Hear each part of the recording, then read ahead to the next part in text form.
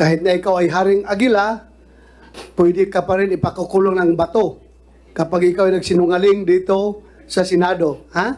Bibigyan kita ng fair warning, Haring Agila. Ha? Huwag kang magsinungaling dito, magsabi ka ng totoo kung ikaw ay talagang reincarnation ng Diyos, ay dapat lahat ng virtues ng isang Diyos ay nasa iyo. So sana huwag kang magsinungaling, gusto kong magsalita ka ng totoo. Okay? Renz, para lang ma-confirm namin, ilang taon ka na ba ngayon? Pila mong edad? 12. 12, Your Honor. 12 years old ka. Ngayon, ang sinabi mo dun sa video na pinakita namin ulit kanina, at pinalabas ko nung privilege speech ko, sinabi mo dun, nakita mo mismo ang mga sako-sakong mga armas. Yung mga armas ba na yon, sako-sakong nakita mo, pekeng armas ba yon, Renz? Hindi. Hindi. So, totoong armas sila. O, katong pag-eleksyon. Noong election, Your Honor. So, nakita mo nung eleksyon, ang mga totoong armas. Props lang ba? Props lang ba yung mga armas na yon? Tinaod na armas. Hindi daw, Your Honor, totoong armas. Totoong armas. Kaya ko tinatanong Renz ay dahil sinabi naman ni Mamerto Galanida sa isang interview na yung mga armas daw na yon ay peke lang. Tinood ka sa armas kay nagay armas sa kuan utuan sa akong tatay si Sami.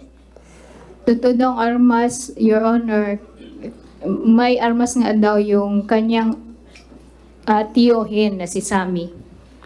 Okay, so yung tiyohin mo rin ay mayroong ganung armas, si Sir Sammy, na totoong armas. Renz, bakit ka nasa foxhole? At paano ka nakakita ng sako-sakong armas?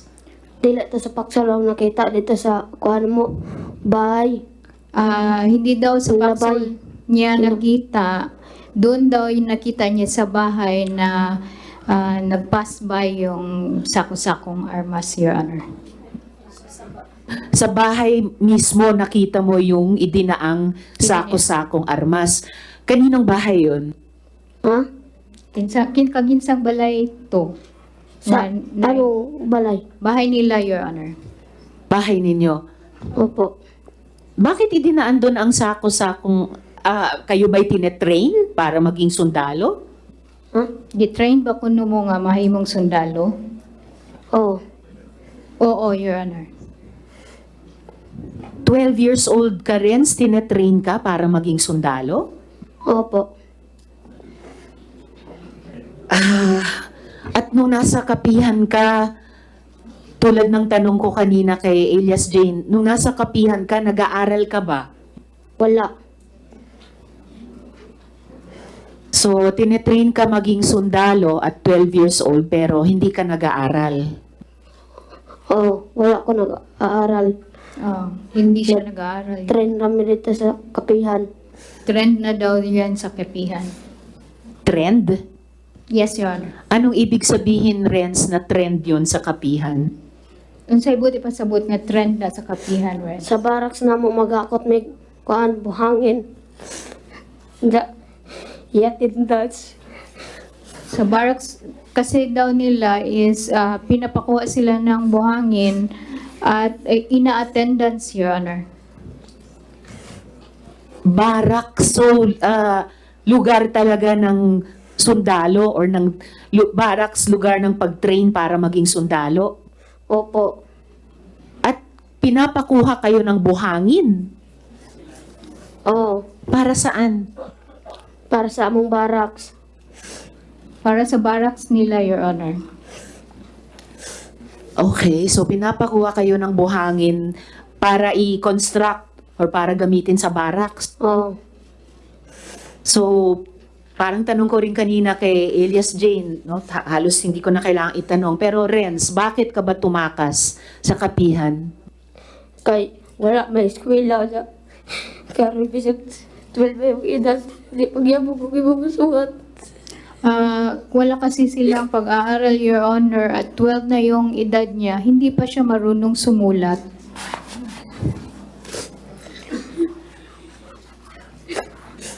Sorry Ren, sorry. Mr. Chair. Sandali. Haring Aguila, Jerry Esquilario. Totoo ba na hindi nyo pinapaaral itong mga bata? Hindi nyo pinapalabas sa inyong kapihan?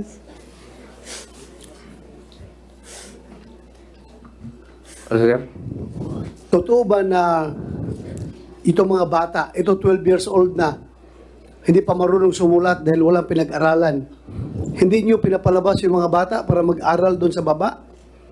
Hindi yan totoo sir. Yung kanang pinakumbisya. Ha? Pwede na kumbisya sir. Mag-Tagalog ka kay hindi lahat nakakaintindi ng Bisaya. Alam ko marunong ka mag-Tagalog, nakita ko yung mga interview mo, ang galing mo mag-Tagalog. Mag-Tagalog ka. Gamay na sir. Gamay na ako Tagalog. O sige, kahit gamay lang, pilitin mo mag-Tagalog. Paano? Sige nga. Yung mga bata, pinapayagan naman yan na lumabas. Hindi naman yan kinukulong niya, tanaw na to ang kwan sir. Mr. Chair, pwede bang hindi magturo ng daliri si Mr. Kilario, si Haring, Sorry po, si sorry Senyor Aguila sa mga bata? Sige, huwag ka Salamat na kaayo, Mr. maggamit, Chair. magturo. Ha? Sige, please continue.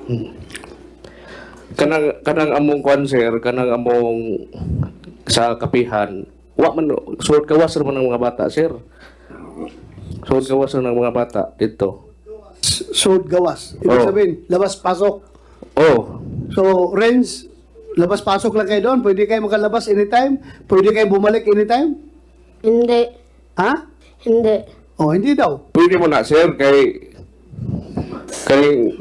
kanang amo sa kapihan o pwede na sila mo gawas bisag asa na sila pwede mo gawas.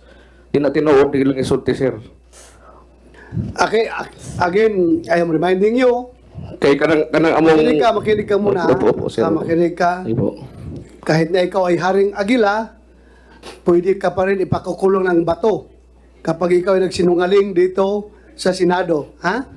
Bibigyan kita ng fair warning, Haring Aguila. Ha?